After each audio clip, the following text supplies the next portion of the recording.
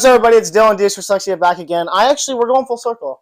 When I first launched this crazy idea I had of inspiring and motivating and making a difference, I started with Instagram selfie videos, and then it graduated to Zoom interviews. And we're sitting with James Russo, somebody who inspires me greatly. And he took that shot on me when I gave him that crazy idea and let me interview him on Zoom.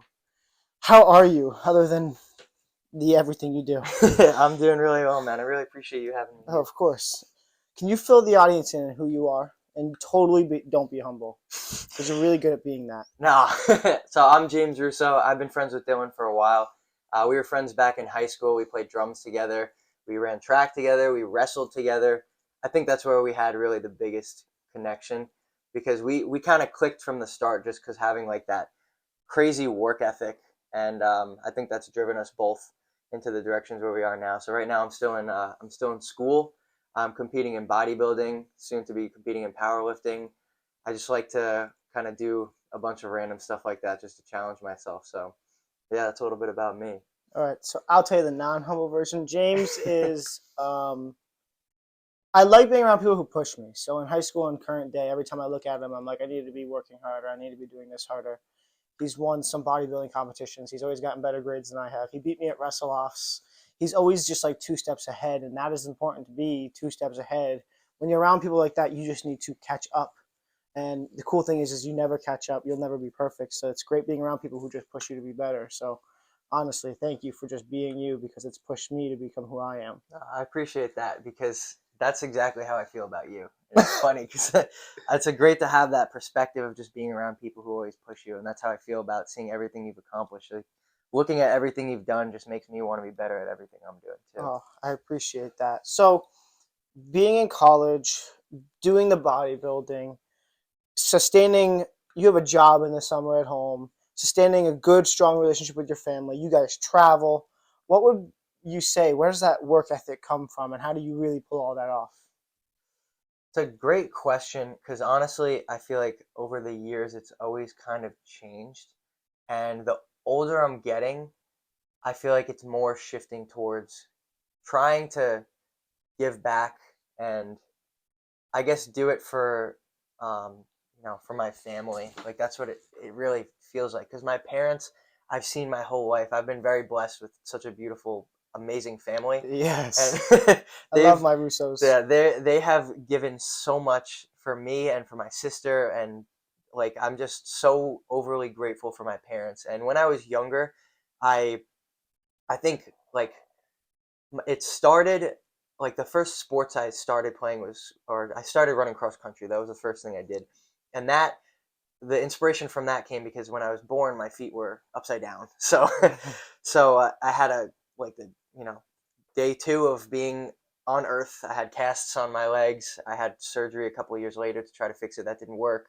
Surgery a couple of years later, that didn't work. And then finally, when I was in second grade, it was they found out it was club feet. They didn't know that somehow, um, and they were able to fix it. So I literally wore holes in the bottom of my casts just because I was finally able to run. Because up until I was 8 years old, I was walking on my toes because I couldn't put my heels down. And so I had that surgery. I was in a wheelchair for a little bit, but right when I was able to walk, I was running. I was off. And so from a young age, I got to see like that being able to be active and, actually compete or move is a gift that not everybody has. And I was blessed enough to be given that a little bit later when I was able to realize that because, most, I don't want to say most people, but, a lot of people, you're born and, a couple months later, you're walking, and I didn't have that from the start. So I was able to realize a little bit later how much of a gift that was. And I think that's where my inspiration began with fitness, but later down the line, like I just kept trying to push my limits because I was like, this is a gift to be able to do this. You know what I mean? Yeah. It's not like, oh, I have to go run, I have to do this. I get to. This is an opportunity for me. And so I just wanted to see what I could do always. And I was always pushing myself to try to find out more of what I'm capable of. And eventually that led me to wrestling, which got me into school, and then I switched to bodybuilding. And bodybuilding is really where I feel like the big switch happened with my where I guess draw my inspiration, because I was so invested, because over the years I had just wanted to push myself, and this was literally like, this has nothing to do with anybody else. This is what you eat, how you train, how you sleep, what you sacrifice is what you're going to look like on stage. And I, I thought, okay, this is a great chance for me to push myself. And trying to do it from the start, I realized, okay, I cannot do this by myself. Yeah, So yeah. I had my family with me. I had some people who thought it was a little crazy, but so I just took that as inspiration, kept moving forward, kept trying to do it myself until I hit a wall where it was just like, it was so difficult. But my parents supported me, my sister supported me. I mean, a really big thank you to my mom, because she cooked everything for me. She helped me. Like, I had to weigh out all of my food. We were on top of everything. So going to that first competition, just like, I was literally in tears after, because it was so beautiful. Like, it felt like an accomplishment for everybody. It wasn't just me, and it never felt like that. It was like my family had sacrificed so much for me. My friends, everybody around me put so much into this, because this is something that I wanted. And it was just such a beautiful thing. So now, continuing to move forward, I want to keep doing my best to hopefully pay back to my family and do it for them, because they've invested so much into me. So, really long answer to what you're asking, but It's a beautiful one. thank you. That's amazing. I mean, you do have a crazy work ethic, an insane work ethic, and I'm impressed with you all the time I look Thank up. you. Can you talk about how important it is to have the right people in your corner? I mean, you kind of really highlighted it, but like being around those people that are like, yeah, we're doing this. Yes. Yeah, I think that's really important, because you can want something, and you can, in whatever you believe in, if you have yourself and whatever you believe in, you can go so far, but the people around you really build you. And you have, everybody has different circumstances. So not everybody is as blessed to have maybe a loving family or great friends, but where you choose to place yourself in your life and who you choose to really be around is really what builds you. So, for some people maybe who aren't as blessed with their family, maybe in school, there are people around you, there are teachers, there are people who you can connect with, there are friends, and you have a choice in who you hang out with and who you listen to, and also just even about the perspective that you take. Because I know, like, I had a difficult time in school, because I was always so lucky with my family. I love my family. I keep saying that, but No, you have an in amazing family, thank beautiful one. you. In school, there were a lot of people who gave me a hard time all the time, just because I was always a little bit more sensitive when I was younger. Um, and I wonder if that's from envy because you got the good grades, you were no, in the I honors don't know. And classes. when I was younger, I was a sensitive kid. I was a scrawny little kid, and that also might have pushed me into the sports that I played. But I had a choice, and everybody has a choice on how you interpret that. And for a while, it kind of would beat me down, and I'd be like, why does everybody like give me a hard time? Why does it have to be like this? But that doesn't get you anywhere. You're kind of just digging yourself into a hole, and you're not doing anything about it. But my biggest thing when it comes to mindset, like, I think the biggest thing that I like to focus on is every situation has, whatever perspective you have on it is really the outcome that you get. So you can use that however you choose to, like, you have the choice of perspective of how you want to take. Okay, this is giving me a hard time here, I'll focus on this. Okay, you don't believe in me here, fine, watch me do this. I'm going to hang out with these people, because these people can help me learn more, and things like that. Yeah, so I think perspective is really big. That's awesome. What do you think the biggest? What's the best advice you've ever received? Actually, it's funny, because there's a specific situation that I really remember. It was right after high school. So I just graduated high school. I thought I was going to school to be a health teacher and just wrestle in college, and that's what I thought was going to happen, but I didn't really know what the future, as nobody does. Yep. So I was in the gym. I think it was towards the end of the summer, and some guy just came up to me who I've never seen in my life before. Like he had been going to that gym, but I've never even seen him there. And he just started talking to me, really nice guy. And he was just, asking what I was doing, whatever. He's like, oh, you're going to school. That's great. What are you studying, whatever. And he told me towards the end of the conversation, he was like, just remember, he's like, I can tell you're a really good kid. Just stay true to yourself always. And that just like hit me like crazy. I was like, wow, like, it's such a simple statement, but I never forgot that. And it's funny because it's almost like that voice is still in my head. Like when I went to school, I wasn't really feeling the wrestling as much, but I was like, this is what I thought I wanted to do. I back in high school, this is what I said I thought I wanted. So I have to do it, and I just was really unhappy doing it. So I finally was like, this isn't really me.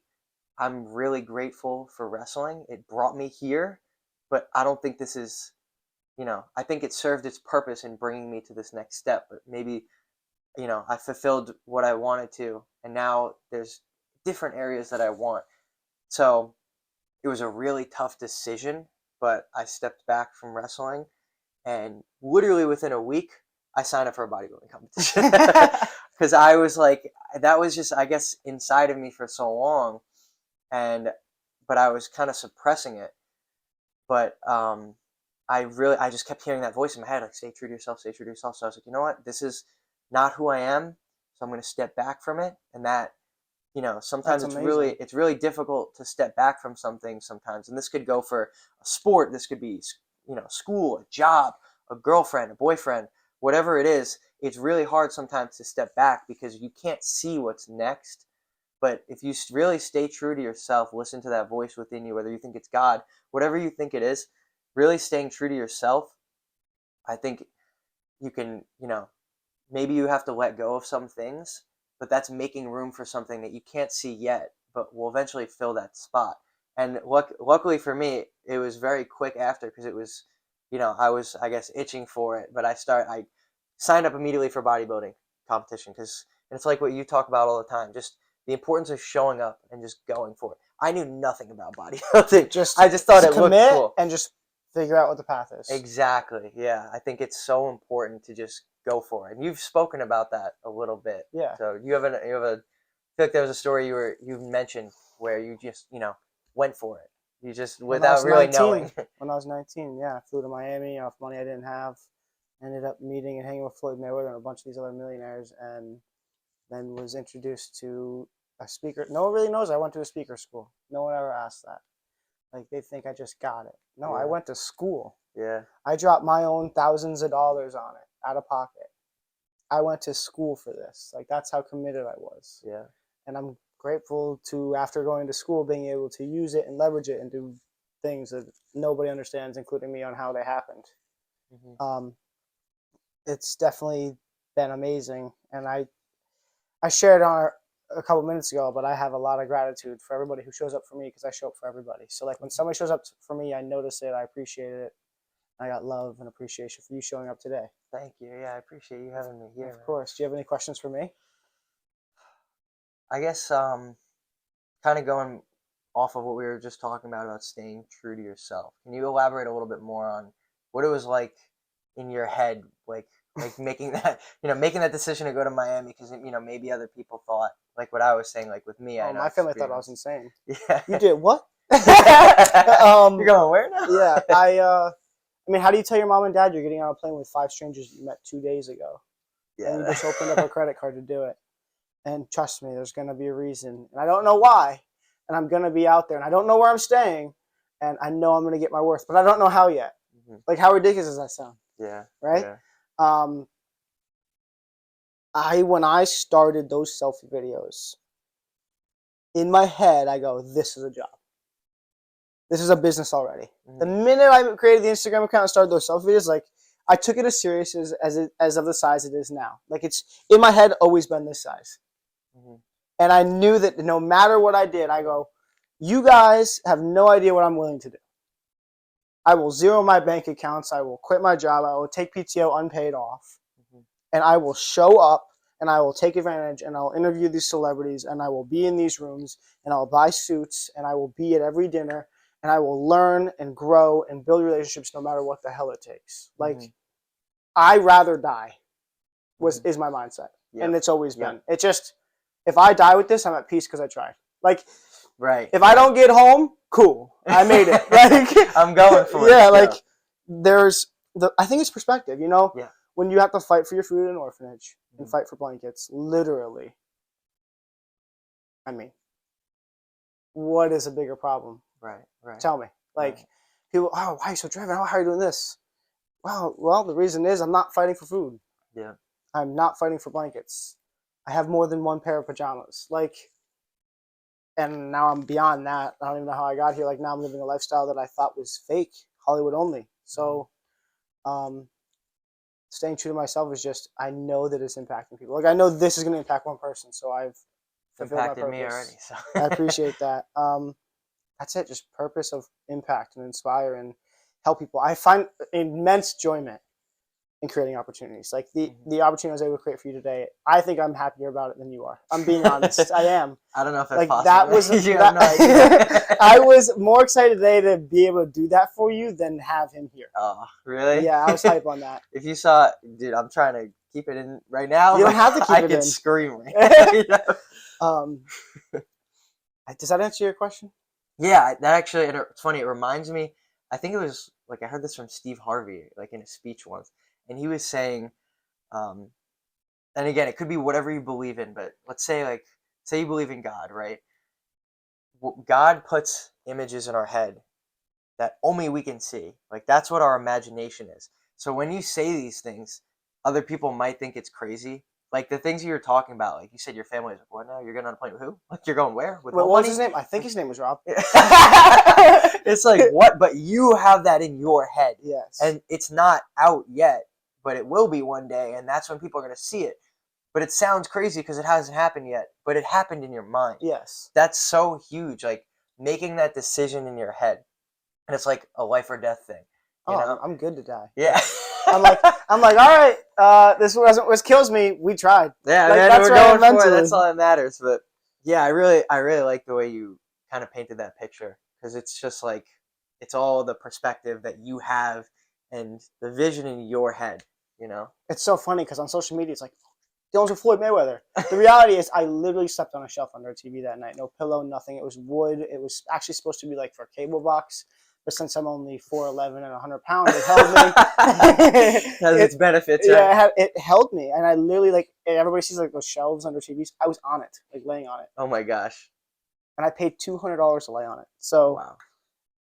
It was going to work. I didn't give a... I think I had no choice. I Yeah. love pushing myself up against walls. What is one thing that you could tell our audience and leave them with going into the new year? Because you're wise. Thank you. Yeah. I think that it's really important to find something that fascinates you, but really challenges you, and chase that every single day. Because everybody has such a large amount of potential that we can't even see. We don't even know what's out there. But the only way to know what it is and to find it is to just go for it. Just show up, just do it, just try something. Like, that's why I personally, like, I like to challenge myself with different physical things, or maybe taking more classes than I'm supposed to try and learn, you know, as much as I can, and see what I like, see what I don't like, see what, you know, what kind of clicks with me. Because you don't know until you try something, until you go for it. So I guess my best advice would be to just, you know, just go for, and whatever it is, just go for it. Try new things, give your all into it, put your heart into it, and great things will happen. So, and get around people that inspire you like this guy. Yes. Definitely follow him. He's the man. James. My man. Thank you for having me. Of course.